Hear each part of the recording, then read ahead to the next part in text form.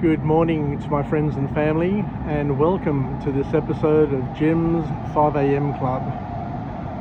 I'm here at Athens metro station, about to board the metro, and today I'm heading to the old Olympic Stadium where the first modern Olympics were held in 1896, and it's the day that we wait in anticipation for the opening ceremony for the French Olympics.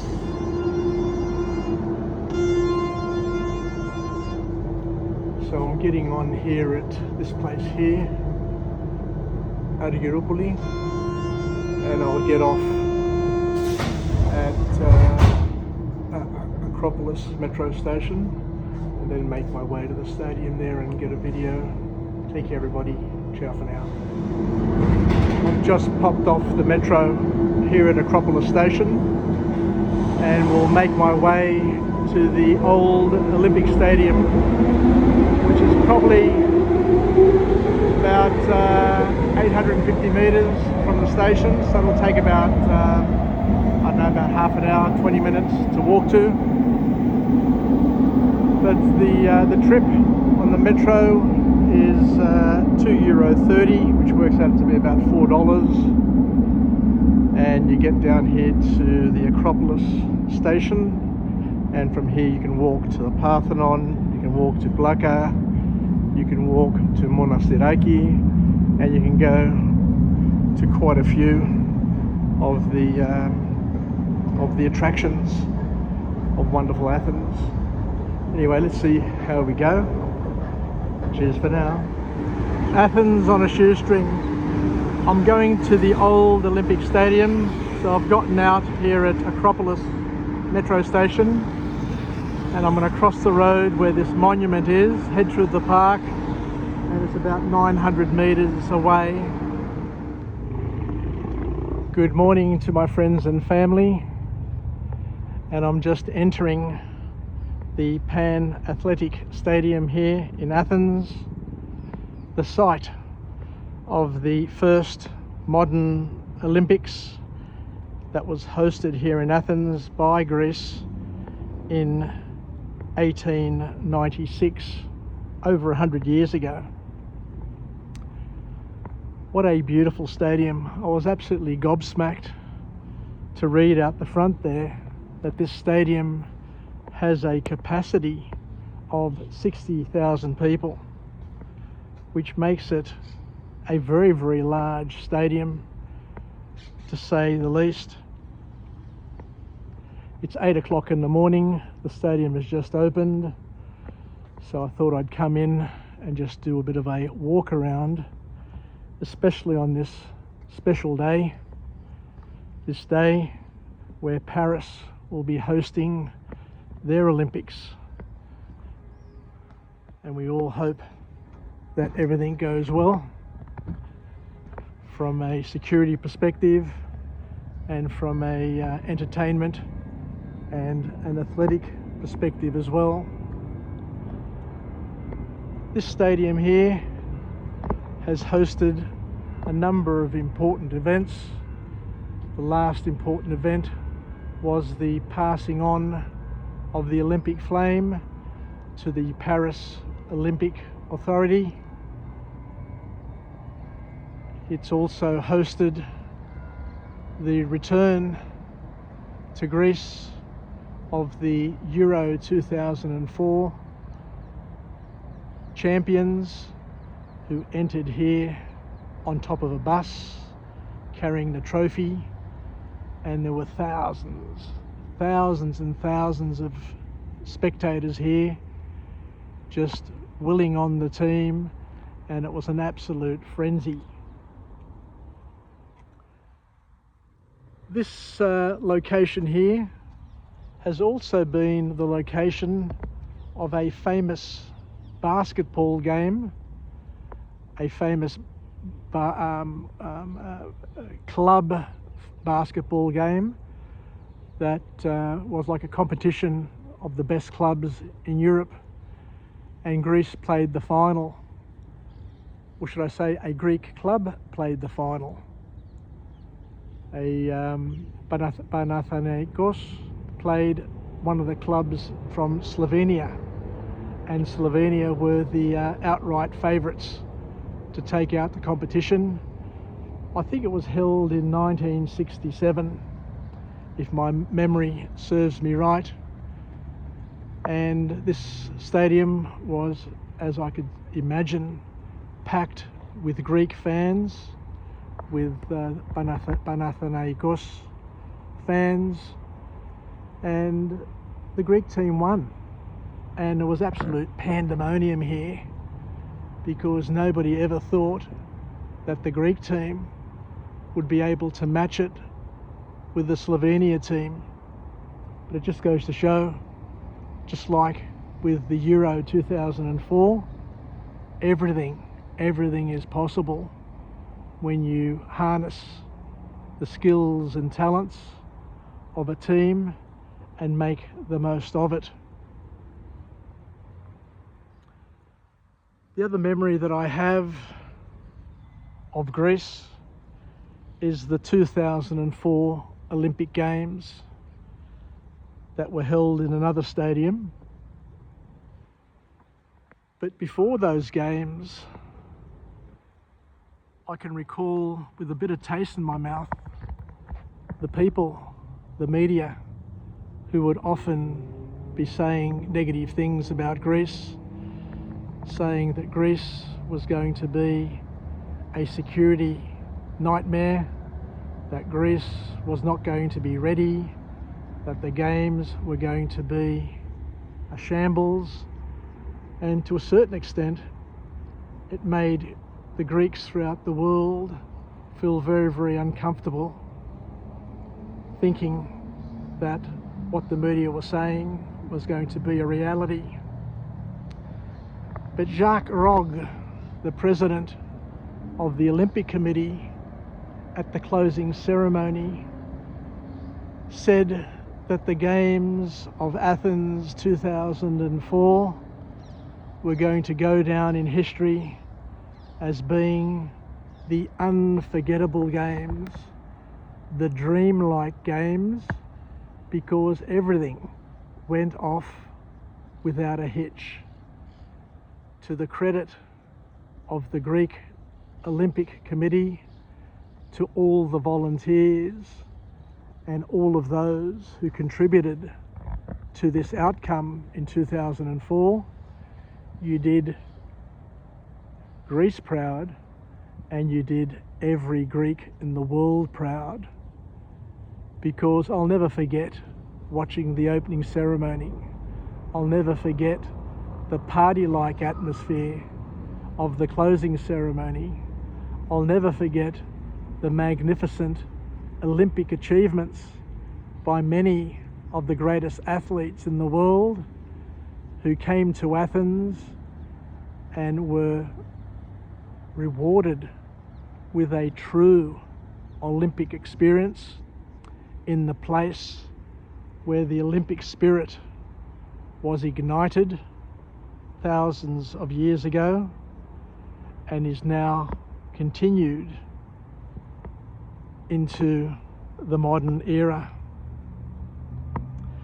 My late Uncle George would always say, the Greeks have given the world more than the world can ever hope to repay. And no truer words have ever been said. And Athens has played a significant role in all of those magical moments, those magical things that the world experiences: democracy, freedom of choice, freedom of speech, freedom of collection and coming together, freedom of expression in the arts, the theatre, sport, education, business, the entrepreneurial spirit of the Greeks. The Greek thought has infused the world as we know it today and the world as we want it to be today and into the future. For all of those who come to Athens, I implore you, don't use Athens as the stepping stone for the Greek islands and just come here and just hop on a plane and go somewhere else, or hop on a ferry boat and go somewhere else.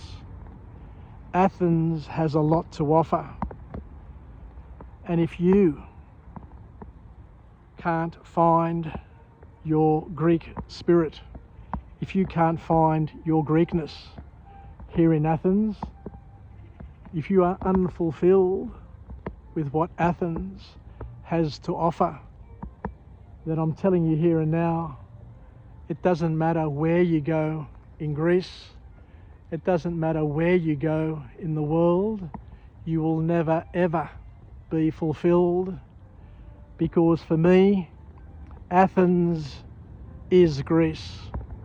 Athens epitomizes and captures and holds and can transfer all that is Greek to all of those who come to this wonderful land where I stand. So when you're next in Athens, stay a while, discover Athens and its suburbs, its surrounding suburbs, because Attica, the greater metropolitan area of Athens, has bars, has beaches, has parks, has monuments, has history, has so many things to see and do, magnificent sunrises, magnificent sunsets, moonrises, moonsets, and a perfect climate, because every day in summer is like this: clear sky, blue sky. It hardly ever rains in Greece, and it's always warm. You get 92 days of sun-drenched summer. The water temperatures at the beaches are about 26 degrees, so the water temperature is sublime. There are no stingers, there are no sharks, there are no rips, there are no currents in and around Athens. Of course, be careful wherever you go, and it all depends on your ability to swim, but it is perfect summer weather. My family has a holiday house on the outskirts of Athens in a place called Avlaki, about half an hour from Athens, where we go, and the beaches there are just absolutely superb and amazing, and I can spend a whole summer in and around Athens. I don't really need to go to an island. I don't need to board a constipated ferry, a ferry full of tourists. I can stay in Athens and travel in and around Athens and not be isolated, not to be captive to an island or have my pockets ripped to shreds. There is nothing better than living like an Athenian. The Athenian lifestyle has been something that has been revered forever and a day. There hasn't been an emperor, an empress, there hasn't been a king or a queen, a dictator, a despot, who hasn't wanted to make Athens, this city, this region, the jewel in their crown.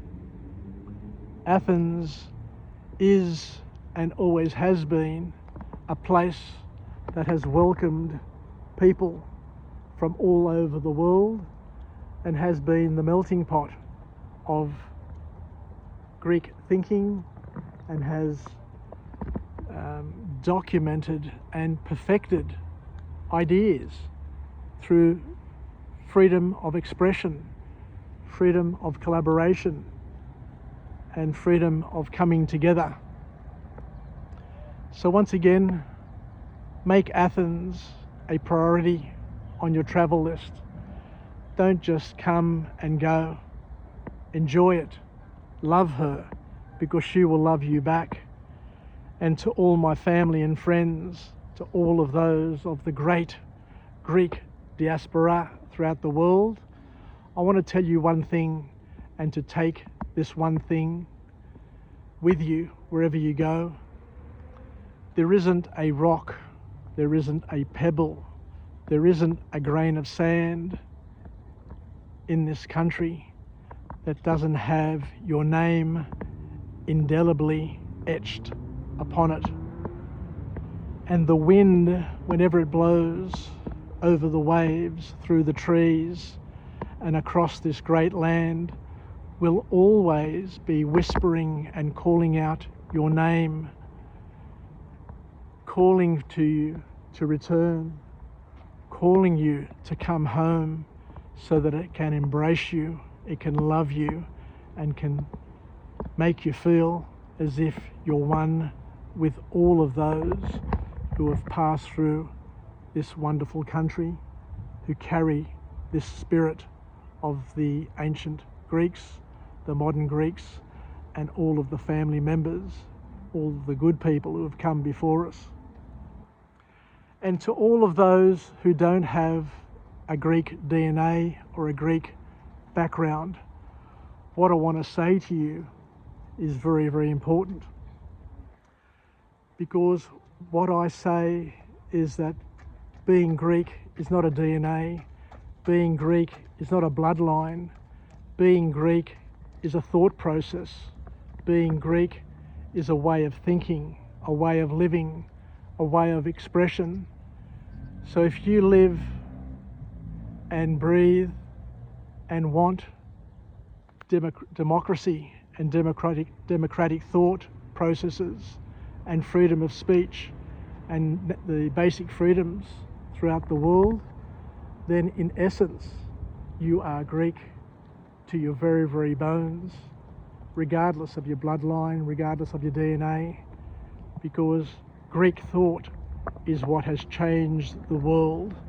The ability to think, to conceive, and to make a difference, to document things and to pass them on, what has separated and what has made Greeks the envy of the world.